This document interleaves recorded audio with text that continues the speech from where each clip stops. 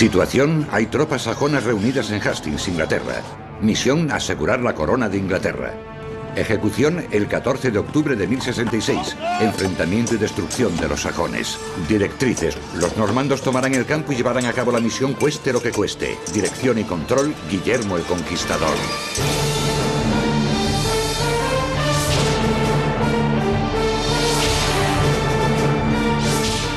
Guillermo el Conquistador. Bienvenidos. Soy el capitán Dale Dye. 1066 es el año más famoso de la historia de Inglaterra. En ese año se libró la batalla de Hastings. Harold II, rey de los sajones, defendía su país contra el despiadado duque de Normandía, conocido como Guillermo el Bastardo. El ganador sería rey de Inglaterra, el país más rico de Europa. Guillermo era general, político, visionario y una especie de mafioso medieval. Hacía propuestas a amigos y rivales que no podían rechazar. Guillermo veía a esas personas como peones en su interminable búsqueda de riqueza, poder y sobre todo respeto. Solo la conquista de Inglaterra silenciaría al fin a sus detractores, o eso creyó. 14 de octubre de 1066. Guillermo libra la batalla más importante de su vida. En medio de la lucha por la corona de Inglaterra, sus soldados empiezan a huir de la sólida muralla de escudos sajones. Entonces el caballo de Guillermo cae abatido y rápidamente se propaga un rumor: el duque está muerto. Guillermo vuelve a montar de inmediato, se echa atrás el yelmo y cabalga delante de sus hombres. ¡Miradme! ¡Soy Guillermo! ¡Aún estoy vivo! ¡Y con ayuda de Dios, venceré! Los hombres de Guillermo regresan, lo vitorean y vuelven a atacar a los sajones. Continúa la conquista de Inglaterra. Pero ¿cómo empezó la lucha de Guillermo por la corona de Inglaterra? Durante la mayor parte de su vida, a Guillermo lo apodaron el Bastardo. Aunque su padre, Roberto I el Diablo, era el duque de Normandía, su madre no era más que la hija de un curtidor y amante de Roberto. El joven Guillermo fue desdeñado por el rango social de su madre, y los nobles intrigaron contra él para apoderarse del control de Normandía. Cuando su padre murió en 1035, regresando de una peregrinación a Jerusalén, el joven Guillermo era como un cordero entre lobos.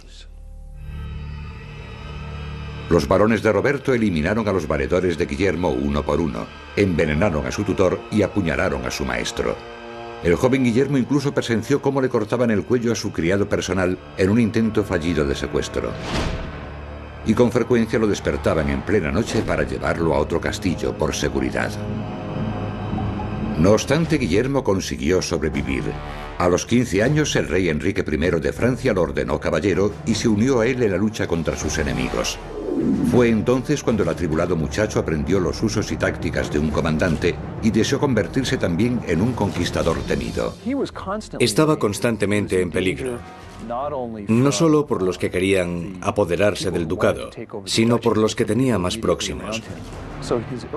Así que, durante su juventud, la necesidad de destacar fue algo de primordial importancia. Y eso lo llevó a convertirse en un general tan enérgico. Cumplidos los 25 años, la ira de Guillermo se manifestó por primera vez. Guillermo estaba asediando Domfront en el año 1051 y durante la campaña una noche decidió marchar sobre la ciudad de Alençon para ver si podía conquistarla. Llegó allí por la mañana y vio que las puertas estaban cerradas y los defensores habían tendido pieles frescas sobre las almenas y se burlaban de Guillermo golpeando las pieles y gritando: «¡Pieles para el hijo de la curtidora! ¡Pieles para el hijo de la curtidora!». ¡Os arrepentiréis de esto! Enfurecido, Guillermo atacó con violencia la fortaleza y mató a todo el que se le interpuso. Reunieron 32 prisioneros, les cortaron las manos y los pies y les sacaron los ojos. Alençon se rindió pronto a Guillermo. Sus enemigos aprendieron a no hacer burla de su madre. Cuando regresó a Domfront, la noticia ya había llegado allí. Y se rindieron de inmediato, antes de que les hiciera lo mismo. Fue una valiosa experiencia para Guillermo. Era la primera vez que había aplicado un castigo tan severo, y su conclusión fue que con un acto tan despiadado conseguiría resultados antes que con un asedio prolongado. Siempre estaba luchando para conservar su poder dentro del ducado y para adquirir más. Una de las cosas importantes que tuvo que hacer fue domar a los nobles y caballeros de Normandía para que lo obedecieran, para que reconocieran su liderazgo y su poder. Y procuró conseguirlo por todos los medios. En parte lo logró batallando, en parte mediante lazos familiares y también entregando tierras. Guillermo instaló su capital en Caen, con intención de controlar la parte occidental de Normandía, que se rebeló contra él cuando se convirtió en duque. Con ese fin construyó un fuerte sobre la roca donde está ahora el castillo. Ese fuerte se convertiría en el Palacio Ducal. Transcurrieron años de guerra entre sus vecinos antes de que Guillermo el Bastardo tuviese control total sobre su territorio. Y entonces decidió expandir sus posesiones más allá de Normandía y al otro lado del mar. Inglaterra era uno de los países más ricos de Europa, también era uno de los más estables, y puede que fuese el país mejor gobernado de Europa. Inglaterra era un buen trofeo si podías conquistarla. Eduardo el Confesor, el rey sajón de Inglaterra, era primo lejano de Guillermo y había pasado mucho tiempo con él en Normandía. Guillermo declaró que le habían prometido la corona de Inglaterra para que no cayese en manos del rival de Eduardo, Godwin de Wessex. No obstante, Harold, hijo de Godwin, pronto se convirtió en comandante del ejército del rey Eduardo y su fiel aliado. Harold era un guerrero fiero y había mantenido a raya a los enemigos de Eduardo.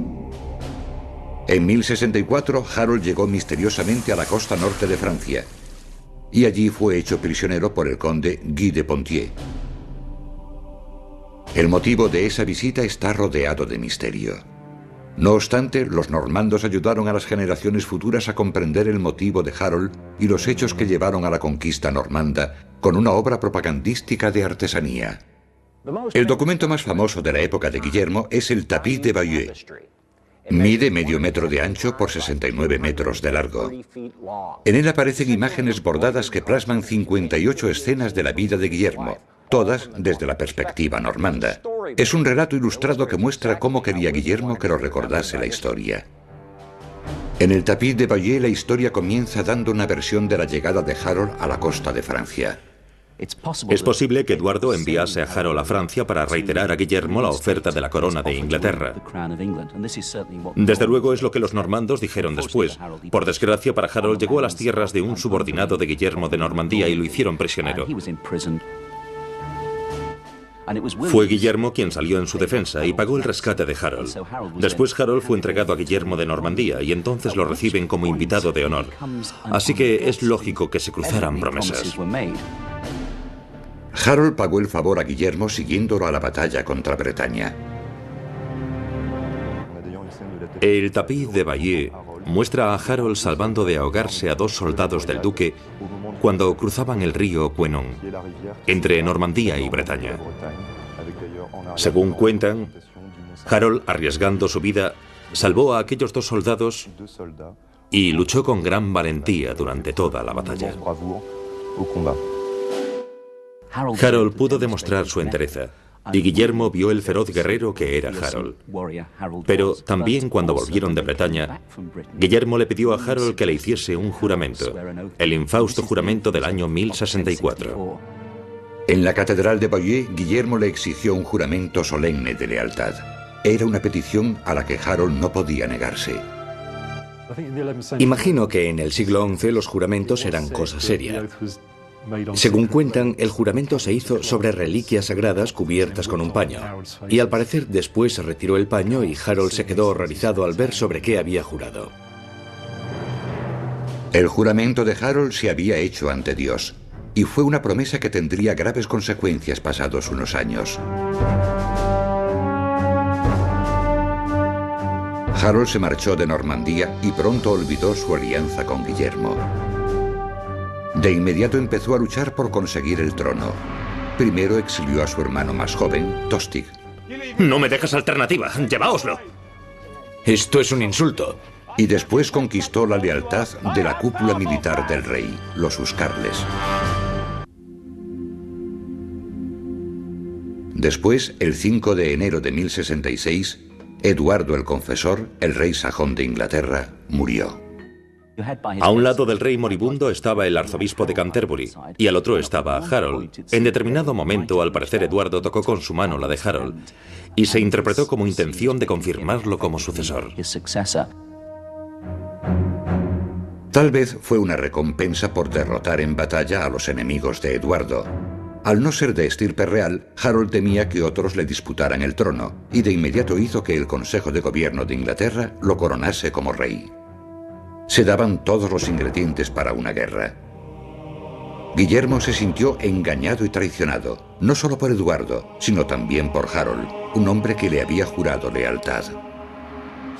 2 años después de prestar juramento a Guillermo y solo 3 meses después de ser coronado rey, una estrella de larga cola surcó el cielo. Posteriormente se le llamaría Cometa Halley. Se consideró mal presagio para Harold y provocó el pánico entre sus súbditos anglosajones. Para Guillermo fue la señal divina que había estado buscando. Había llegado el momento del ataque. Era el momento de conquistar Inglaterra. El 6 de enero de 1066, Harold Godwinson reclamó para sí el trono de Inglaterra, rompiendo su juramento sagrado de lealtad al duque Guillermo de Normandía.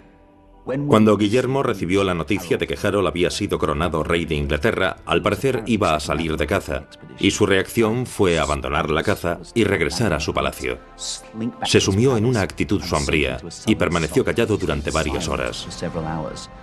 Después volvió en sí, y uno de sus primeros actos fue convocar una reunión de los grandes nobles normandos y exponer el plan general para la invasión de Inglaterra. En 1066, Guillermo era el hombre más poderoso del reino de Francia y era plenamente consciente de su poder. Consiguió reunir más soldados y construir una flota mayor que el resto de los nobles.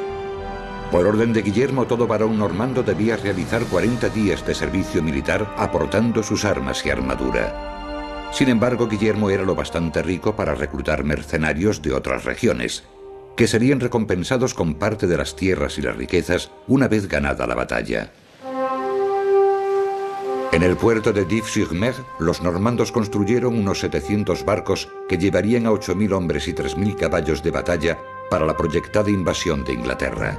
Con todo, no sería fácil conseguir una alianza. Los condes del norte de Europa consideraban que luchar contra el temible Harold en su propio terreno era un gran riesgo. El siguiente paso de Guillermo fue un golpe maestro.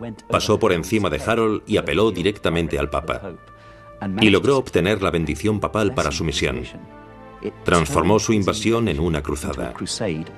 La importancia de esa bendición papal no debe ser menospreciada.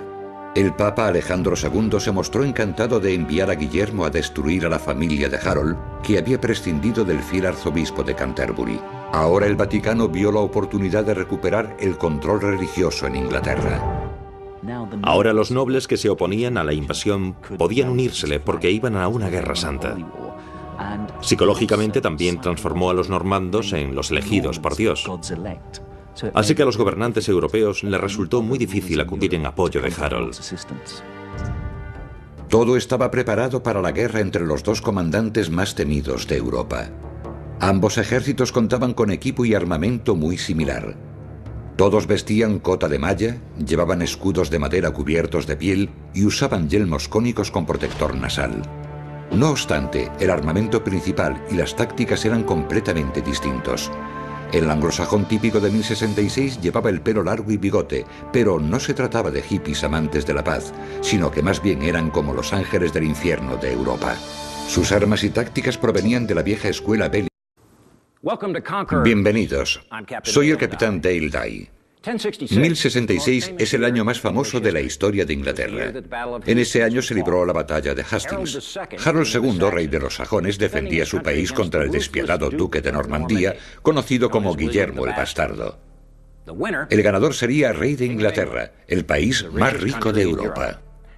Guillermo era general, político, visionario y una especie de mafioso medieval. Hacía propuestas a amigos y Diablo era el duque de Normandía. Su madre no era más que la hija de un curtidor y amante de Roberto. El joven Guillermo fue desdeñado por el rango social de su madre y los nobles intrigaron contra él para apoderarse del control de Normandía. Cuando su padre murió en 1035, regresando de una peregrinación a Jerusalén, el joven Guillermo era como un cordero entre lobos. Los varones de Roberto eliminaron a los valedores de Guillermo uno por uno, envenenaron a su tutor y apuñalaron a su maestro. El joven Guillermo incluso presenció cómo le cortaban el cuello a rivales que no podían rechazar. Guillermo veía a esas personas como peones en su interminable búsqueda de riqueza, poder y sobre todo respeto. Solo la conquista de Inglaterra silenciaría al fin a sus detractores, o eso creyó. 14 de octubre de 1066. Guillermo libra la batalla más importante de su vida. En medio de la lucha por la corona de Inglaterra, sus soldados empiezan a huir de la sólida muralla de escudos sajones. Entonces el caballo de Guillermo cae abatido y rápidamente se... Situación: hay tropas sajonas reunidas en Hastings, Inglaterra. Misión: asegurar la corona de Inglaterra. Ejecución: el 14 de octubre de 1066. Enfrentamiento y destrucción de los sajones. Directrices: los normandos tomarán el campo y llevarán a cabo la misión cueste lo que cueste. Dirección y control: Guillermo el Conquistador.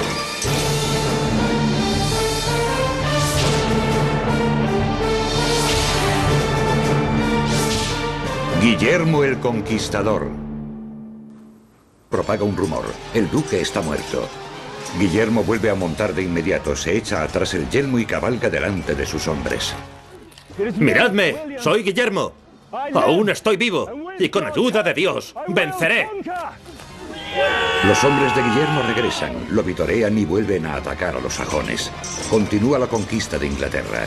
Pero ¿cómo empezó la lucha de Guillermo por la corona de Inglaterra? Durante la mayor parte de su vida, a Guillermo lo apodaron el bastardo, aunque su padre, Roberto I el Diablo,